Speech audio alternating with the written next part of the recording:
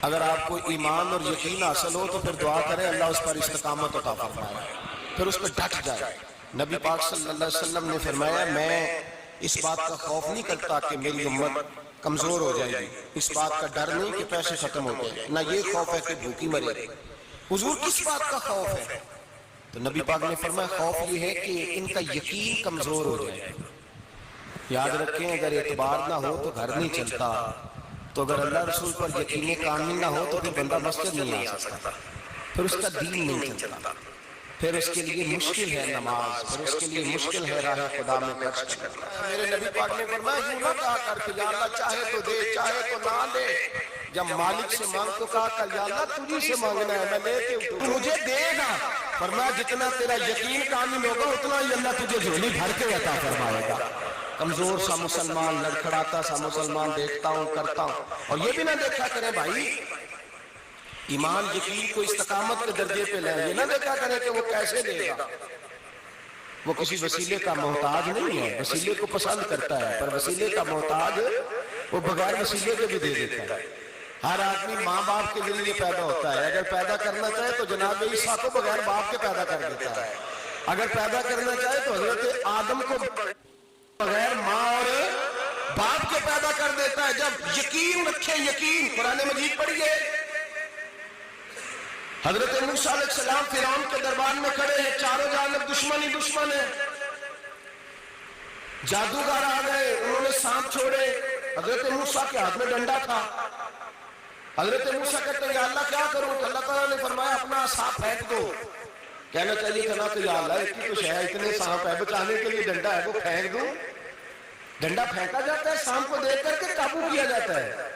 یہ میرا اور آپ کا ذوق ہے نا، لیکن انبیاء کرام کا انداز ملاحظہ کیجیے میرے عزیزو۔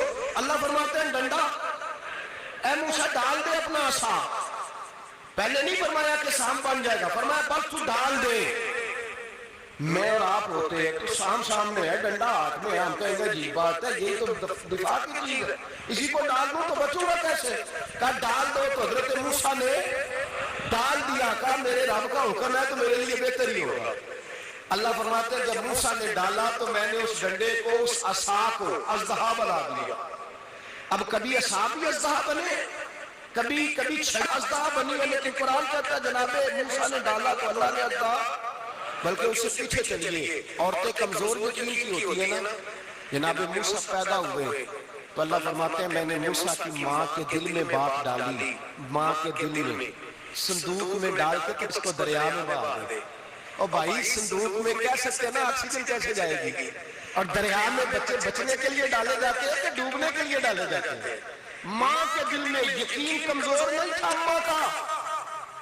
انبیاء کے ماں باپ موحد ہوتے ہیں، دین کو ماننے والے، ماں کے دل میں اللہ نے بات، اللہ قرآن میں کہتے میں نے وحی کی، میں نے القاء کیا، میں نے بات ڈالی۔ حضرت موسیٰ کی ماں کہتی ہے میں نے ڈال کے نا سمندر میں بیٹا ڈال کے صندوق میں بند کر کے رب کے حوالے کیا۔ آپ فرماتے ہیں میرے مالک کا بھروسہ کیا تو پھر میرے مالک کا کام دیکھو، کمال دیکھو، میں نے دریا میں ڈالا، اللہ نے فرعون کے گھر میں میرے بیٹے کی پرورش کرا۔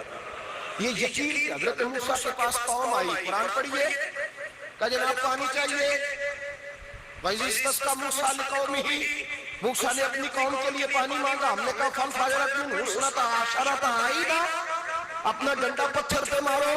عقل والا آدمی ہوتا تو اڑ جاتا، کہتا ہے یا اللہ پتھروں سے بھی کبھی پانی نکلا ہے؟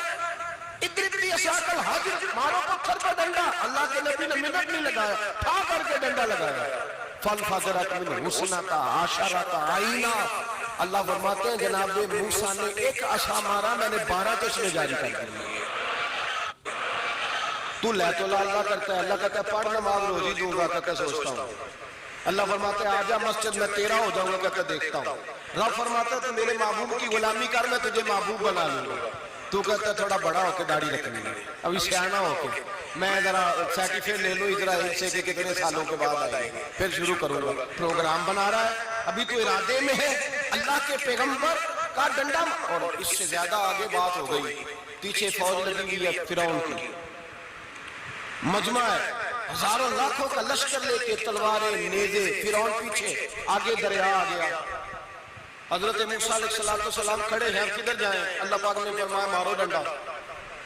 کہاں؟ پانی پہ ڈنڈا مارو۔ اب حضرت موسیٰ علیہ السلام پانی پہ ڈنڈا مارو تو پانی ابھرے گا، اس سے زیادہ کیا ہوگا؟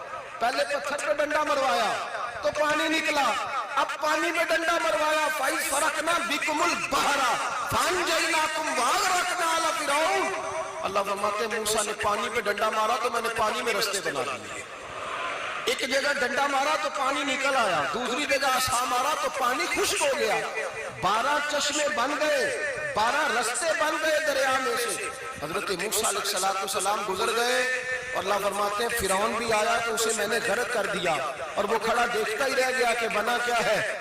جب یقین کامل نصیب ہوتا ہے، اعتماد کی دولت اللہ دیتا ہے، جب انسان کو یہ انشراح صدر ہو جاتا ہے کہ میری نجات خدا کے حکم میں ہے اور رسول اللہ کے قدموں میں ہے، جب اسے یہ انشراح حاصل ہوتا ہے تو پھر نماز کا لطف آتا ہے۔ غور کیجئے کیا جملہ کہہ دیا میں نے، پھر اسے نماز کا پھر اسے نماز بوجھ نہیں بلکہ نماز نہ پڑھے تو اس پر بوجھ ہوتا ہے، پھر قرآن مجید اس کی روح کا ساتھی ہو جاتا ہے، پھر عبادات، تقوی، پرہیزگاری، پھر وہ ایک سنت کے چھوٹنے پر پریشان رہتا ہے۔ جب یقین کی دولت نصیب ہو، قرآن مجید فرقان حمید نے کہا ایمان لاؤ تو پھر ایمان پہ ڈٹ جاؤ، مسلمان بنو تو پھر اسلام پر۔ پھر یہ جو کمزوری ہے نا، یہ دیکھتے ہیں، کرتے ہیں، چلتے ہیں، ابھی کل ابھی پرسوں بہانے ہیلے، ابھی میں نماز شروع کرتا ہوں دیکھتا ہوں لا الہ الا اللہ محمد الرسول اللہ صلی اللہ علیہ۔ جب کسی نے کلمہ پڑھا تو اس پر پورا دین ضروری ہے، پورا۔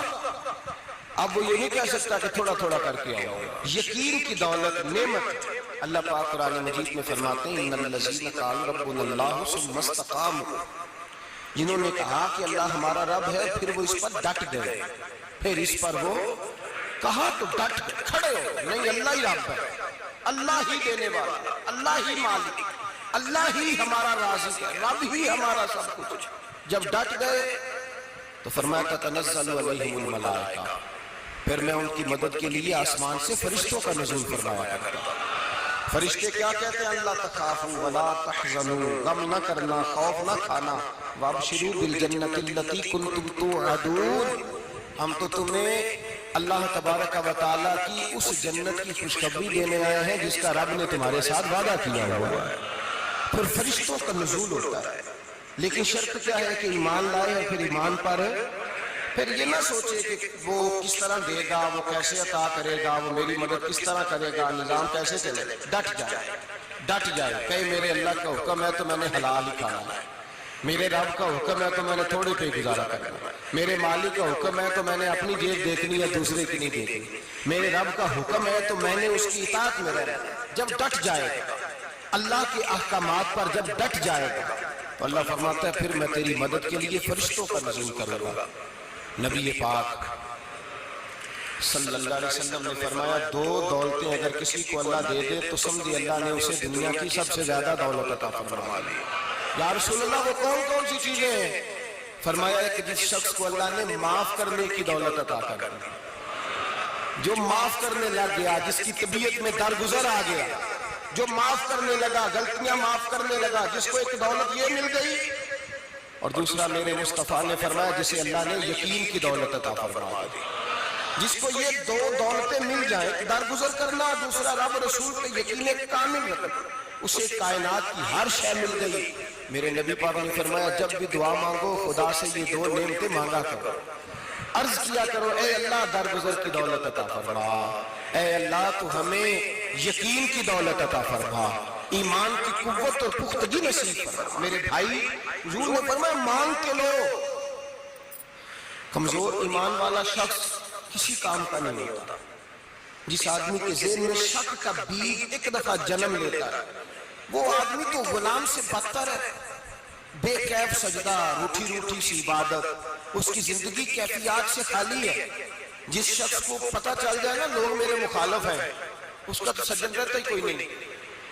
اصل بات یہ ہوتی ہے کہ یہاں سوچ بیٹھا ہے کہ دنیا میرے خلاف ہے، یہاں मुखालफत यहाँ बैठ गई है, दो बंदे बातें कर रहे हैं तो परेशान है, मेरे खिलाफ ही लगे हुए हैं, मेरी ही बात हो रही है, क्योंकि असल तकलीफ कहाँ है। और अगर यहाँ यकीन कामिल हो गया ना कि सारे मुझसे प्यार ही करते हैं, तो फिर दो बंदों को बात करता देखेंगे तो यही सोचेगा मेरी तारीफें कर रहे थे, कह रहे थे क्या ही बात है इसकी। ओ भाई याद रखें, यहाँ अपने आप को इत्मीनान दें, यकीन की दौलत दें।